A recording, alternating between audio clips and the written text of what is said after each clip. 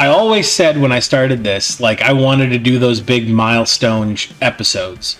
Like, if I hit 1,000 subscribers, I wanted to do a special. And you crazy beautiful people blew this channel up to where I hit 1,000 way quicker than I expected to in the first month of doing this. So I really wasn't prepared to do a 1,000 subscriber special. But I want you guys to know we are getting close, and we can see 2,000 in the sights. So when I do hit 2,000, we are going to do a 2,000 subscriber special. And I thought of a way that I could give back to you guys as a community for all the support you gave me.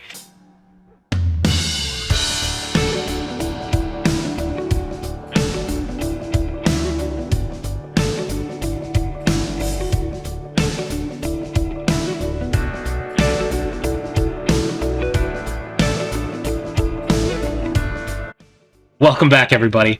We have a lot to talk about this week. We had a slower number of sales this week, but thankfully it was a lot of big ticket items, and I want to talk about that and strategies moving forward as we go into Q4. We also have an update on the vacuum part out experiment, testing the sell-through rate. We had one of the big ticket items there sell. Also, want to talk to you about a couple few different things when you do have a slower week, things you can do to better your business. I'm excited to jump into this. Let's get into the numbers and talk about what happened this week. We had a $343 gross sales week, which is not bad, but not great. We had, which was good enough for a $216 net sale. Again this week, Wednesday was my busiest day, with sales of $133.50, which was a net sales of $91.02.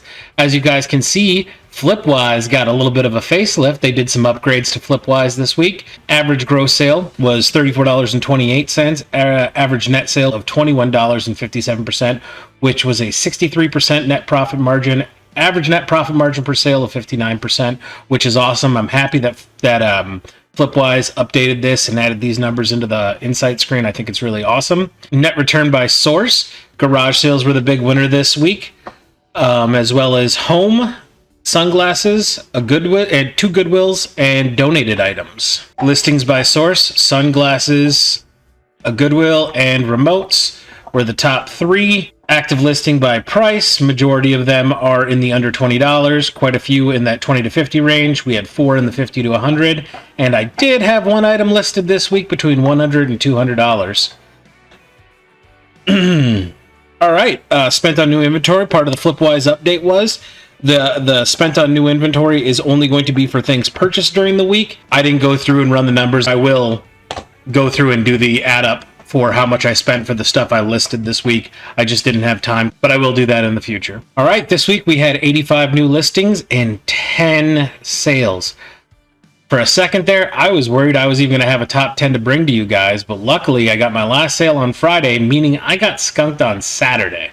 No sales on Saturday, but I got my 10th sale on Friday, so thankfully we do have a top 10 this week, and we're going to talk about it after we get through the top 10, but just a weird week, made me think a lot, and we'll get into it a little bit later. Jumping into the top 10, number 10 are these Ironman white mirrored sunglasses. I picked these up on eBay for $1.75. They sold on eBay for $16.15. That was $11 for the sunglasses, $5.15 for the shipping. The actual cost to ship these items were $3.86, which provided a net return of $7.98, which was a 456% return on investment and a 49% net profit margin. Number 9 sale of the week is this Miller New Era 3930 blank gray baseball cap, men's size extra large. This was an item from home. I got this as a gift for Christmas like 10, 15 years ago.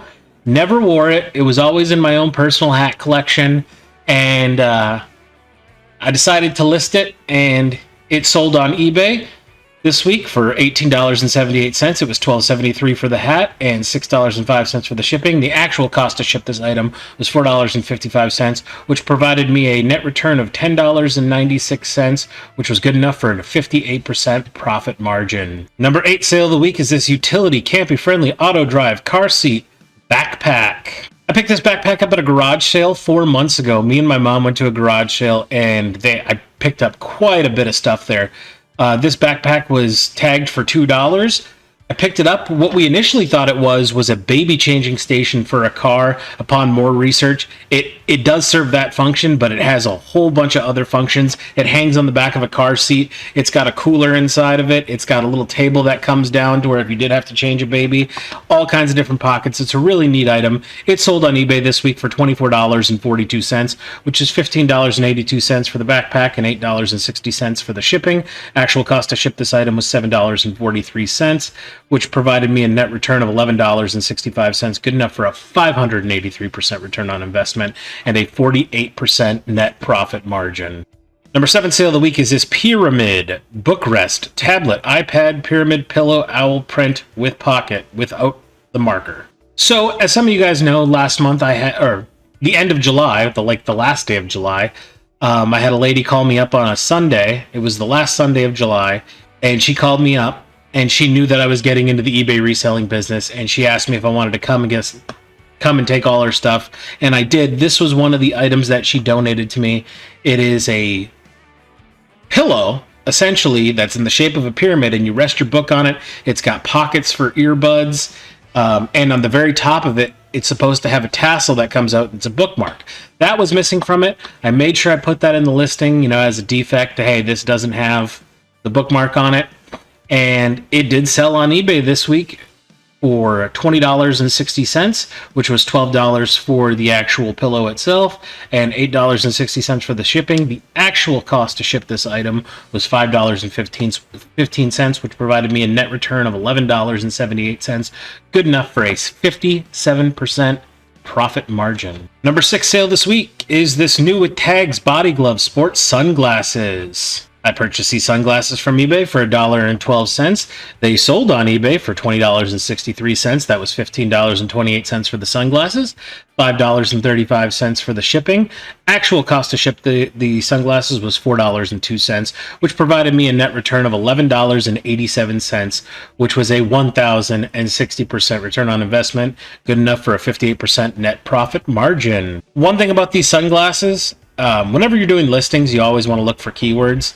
And one thing that these instantly reminded me of was Macho Man Randy Savage. So I made sure in the title I put Macho Man just as a keyword. And I have no doubt that's what got these to sell. Number 5 sale of the week is this Tommy Hilfiger men's 4XL polo in gray. Picked this up at a Goodwill in Green Bay for $4.07. It sold on eBay for $27.81. That was $19.21 for the polo and $8.60 for the shipping. Actual cost to ship this item was $6.09, which provided me a net return of $13.57, which was a 333% return on investment, good enough for a 49% net profit margin. Number 4 sale of the week are these 2 large decorative pearl scent pink and yellow pear figurines made out of ceramic. These items were part of that donated lot from the lady at the end of July, so I got these items for free. They sold on eBay for $33.60. That was $20 for the pairs and $13.60 for the shipping. Actual cost to ship these items was $9.77, which provided me a net return of $18.99, good enough for a net profit margin of 57%. Number 3 sale of the week was this Teenage Mutant Ninja Turtles Tournament Fighter for Super Nintendo. This was an item from home, so cost of goods is $0 on this. It did sell on eBay for $29.33, which is $23.98 for the game and $5.35 for the shipping. Actual cost to ship this item was $4.02, which provided me a net return of $20.34 and a 69% net profit margin. Number 2 sale of the week is this Shark Rotor Vacuum Lower Motor Unit. Now, if you guys watched my making custom boxes video this week, and if you didn't, I'll put the link like right up here or there. One of the 2 corners. I don't know how YouTube does it, but I'll definitely put the link to it. I did use this item to film my making a custom box video. This is also a part of the Shark Vacuum part out experiment. And just to go back to that real quick, I had this vacuum at home. It was broken. It had a piece on it that was broken. I decided as an experiment we were going to part it out, and I went through all the parts and did all the sell-through rates on all the different parts, and we were going to see what sold when, and for how much. So the purchase price on this was 0, as it said item from home. It sold on eBay for $62.98. That was $47.98 for the lower motor unit, and $15 for the shipping. Actual cost to ship this item was $11.85, which was good enough for a net return of $41.07 and a net profit margin of 65%. Now, on the list of parts, according to sell-through rate, this should have been the second item to sell, and it was actually ended up being the fourth item that sold on the parts list.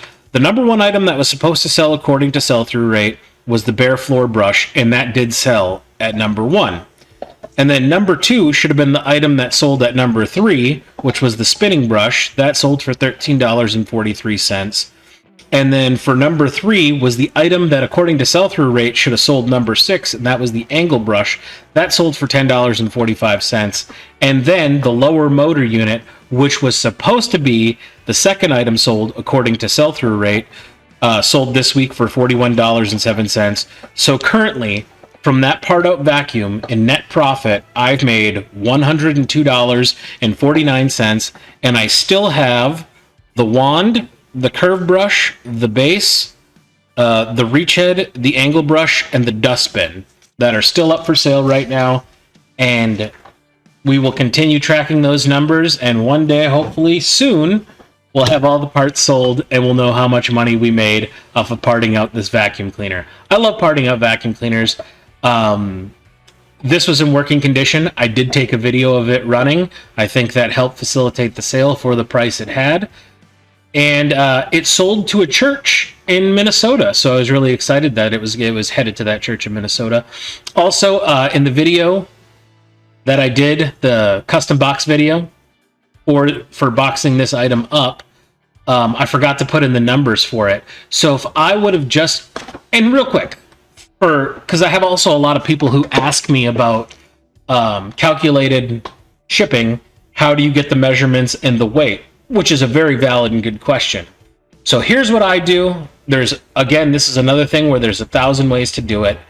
A lot of things I actually do weigh as I'm taking pictures of them. To give you a for instance, all shirts, when I put them when I take the pictures and then I put them in the poly mailer, I weigh the poly mailer right then and there, and I take a picture of it, so I have the dimensions of the poly mailer and I have the weight of that specific shirt to do calculated shipping. For sunglasses, they all go in an 8x4x3 corrugated box. In the future, once I run out of these boxes, I will be buying a smaller box because I don't need it as I don't need the 4x3. I think 8x3x2 would be more than enough to safely ship sunglasses. But they always have the same measurements.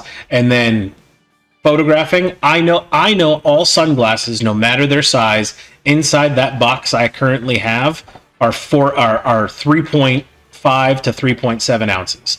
Every single one weighs out that way. So what I do is when I'm doing the calculated shipping, I just put 4 ounces in for all sunglasses with 8x4x3. Standard across the board for all sunglasses. And that's one of the majority things I sell. And then for remote controls I sell without batteries. So they're all usually right around the 4 ounce mark. So for remote controls, what I do is standard across the board. I just do the 4 ounces because that's going to be the cheapest ounceage for USPS ground. And then I put all the measurements in as 6x3x3.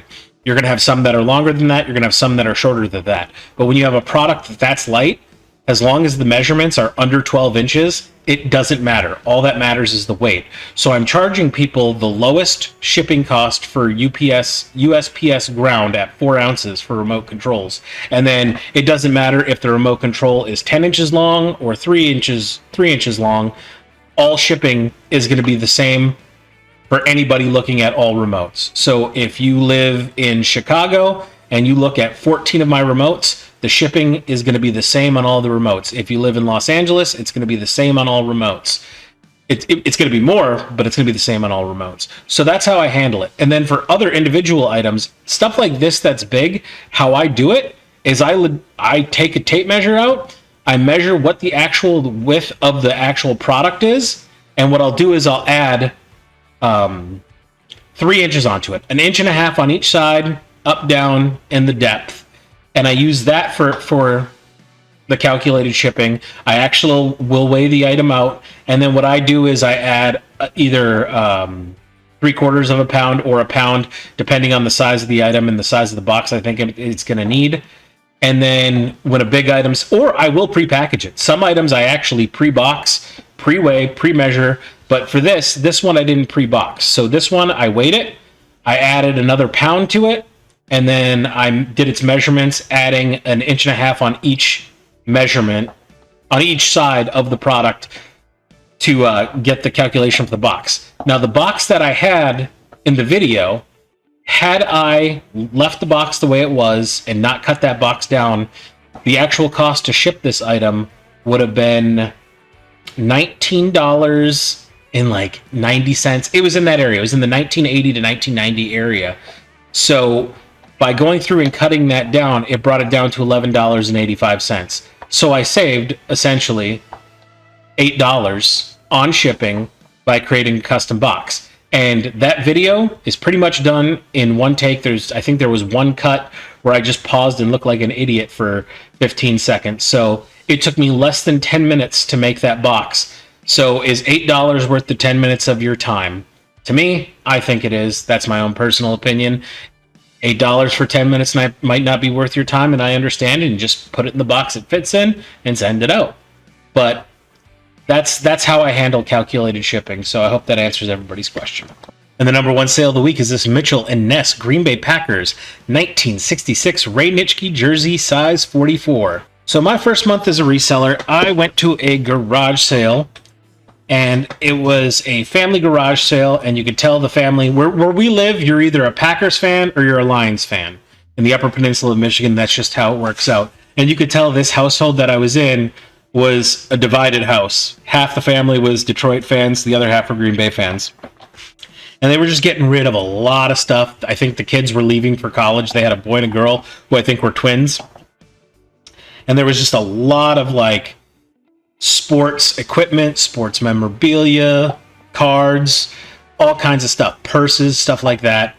And I was going through the rack. I was one of the first people there. And I got quite a few jerseys, and the ones you already saw already sold. And when I got them back, that's where I learned I love selling jerseys, was from this garage sale, because I'm pretty sure I made a bunch of money from the jerseys I had. Lions jerseys and different basketball Milwaukee Bucks jerseys. But I picked this up at the garage sale for $3, and what I did was I just ended up getting so much that we bundled it all together, and it ended up being $3 for the jersey. I think the asking price on the jersey was $5, but after the bundle, it brought the cost of goods for that garage sale down to $3. And when I got home and I started doing the research, this jersey had never been worn. It was in mint condition. And I started doing research, and I found out this was a very sought-after jersey, and it was very expensive. I initially had this listed for what the last one sold for, which was $110, $109.98. And as you can see, it's been sitting for 3 months. And I ran a sale promotion on clothes, and somebody came in and made me an offer of $80. I think it was down to like $104 is what it was for the sale. I can't remember exactly, but somebody came in and offered me $80, and I was having a slow week. And I wanted to win, and I was more than happy to turn $3 into $80 to try to turn my week around. The vacuum was the item that really got me out of the slump, but this was the one that made me rest easy. It sold on eBay for $88.45, which was $80 for the jersey and $8.45 for the shipping. Actual cost to ship this item was $5.93. Which afforded me a net return of $67.50, which was a 2,250% return on investment, and a net profit margin of 76%. And that concludes our sales of the week. So 10 sales is abysmal, but luckily there was a lot of big ticket items that sold in there to bring our actual net profit to a pretty decent number, more so than I deserved this week, because I'll be honest, like Tuesday, when I only had 3 sales, I was needing motivation, and I put a post out, and I was just like, nope, I'm doing everything I'm supposed to. I'm listing, sourcing good items, I'm listing, I'm shipping on time. I'm providing impeccable customer service. This is just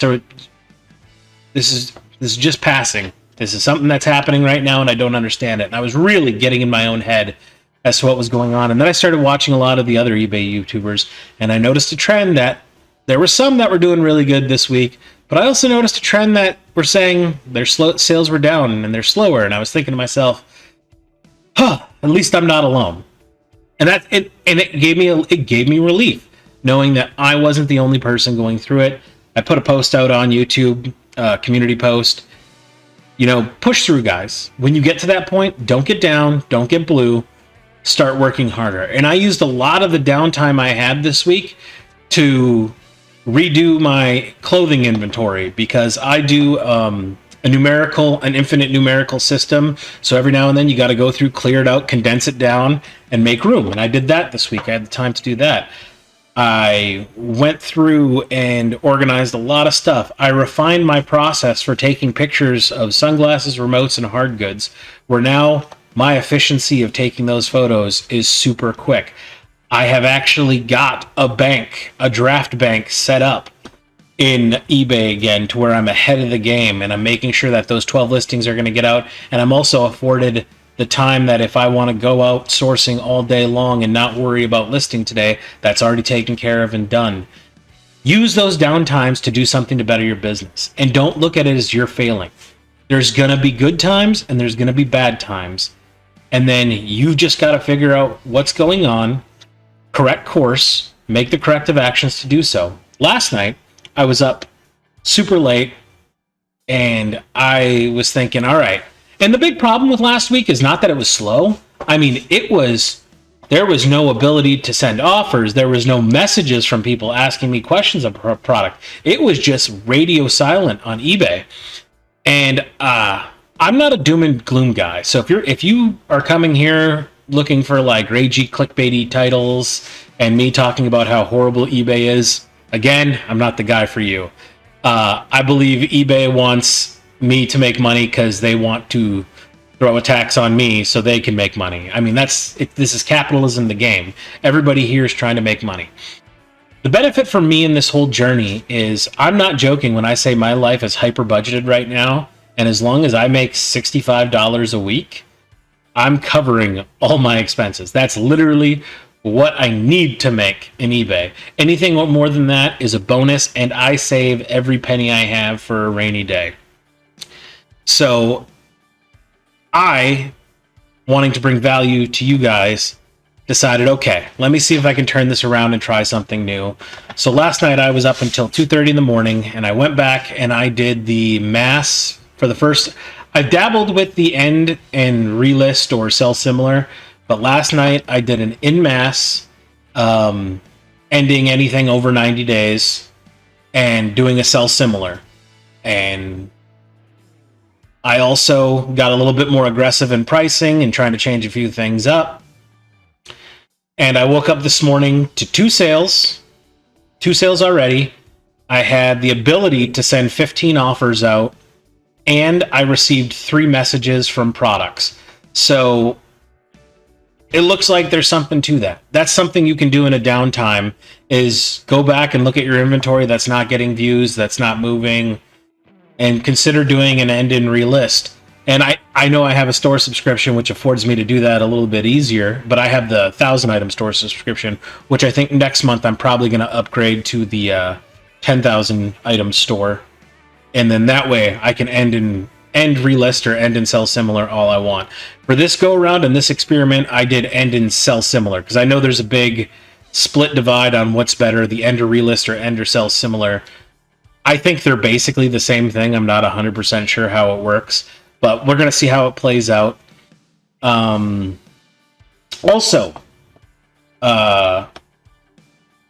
this channel, this YouTube channel, as you guys know, you guys blew it up really quickly, and I humbly say thank you as often as I possibly can. And I always said when I started this, like, I wanted to do those big milestone episodes. Like, if I hit 1,000 subscribers, I wanted to do a special. And you crazy beautiful people blew this channel up to where I hit 1,000 way quicker than I expected to in the first month of doing this. So I really wasn't prepared to do a 1,000 subscriber special.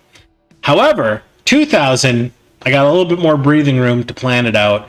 I'm not going to say what I'm going to do from what's going to happen when I hit 2,000 subscribers, but I want you guys to know we are getting close, and we can see 2,000 in the sights. So when I do hit 2,000, we are going to do a 2,000 subscriber special, and I thought of a way that I could give back to you guys as a community for all the support you gave me, and I think I figured out what I'm going to do. I know what I'm going to do. I already put the plan into play, and I already started making the moves to make it happen, and I'm really excited. So if you are new here, please hit the subscribe button. It helps in the algorithm, and if you like the content you saw, please press the like button, because that helps me out too. And on our goal to getting 2,000 subscribers here, I feel comfortable announcing I think it's a really cool idea for a 2,000 subscriber episode. But then again, I'm supremely biased because I am me. So that's something to look forward to. Another thing, a lot of people have been asking me this week with me getting into remote controls and talking about remote controls and selling. I have received a form of the same question. How do you test remote controls without the item that they go to? So if you are selling a VCR remote, but you don't have the VCR, how do you test the remote control for the VCR? And the answer is really, really simple. So remotes, you have two style of remotes. To my knowledge, there might be more, but the two that I'm familiar with is you have the old school remotes, which are the standard remote, an infrared remote. They work by sending an infrared signal out to whatever device is receiving it. Once they receive that infrared signal, it does the action to either press play, pause, turn the volume up, turn it off, whatever. And then you have like your Roku and your Amazons and your Apple TV remotes, which I believe are based off of Bluetooth technology, which it's just press a button, it sends a Bluetooth signal to the device to do that thing. There's not an actual beam or anything else. It's a Bluetooth signal. The majority of remotes, though, are infrared signal remotes. And even the Roku and the Amazon remotes, here's a fun fact for you for testing purposes. Those remotes, the volume buttons, are infrared. There are infrared sensors in them because specifically if you program those remotes to a TV, a lot of TVs still use infrared and they don't have the Bluetooth technology. So how I test them is by taking my remote, and you need to get batteries that are fresh, good batteries. By the way, if you do plan on selling remotes or selling anything with batteries, realistically, if you're selling any electronics that require batteries, I would highly recommend getting a battery charging station. I have this Charge It Battery Station Pro. It can do everything from AAA all the way up to D batteries, and it gives them a slow trickle charge. So that way you got a constant supply of batteries that you can use for testing purposes. But for testing, you take the remote, good fresh batteries, and you put them in.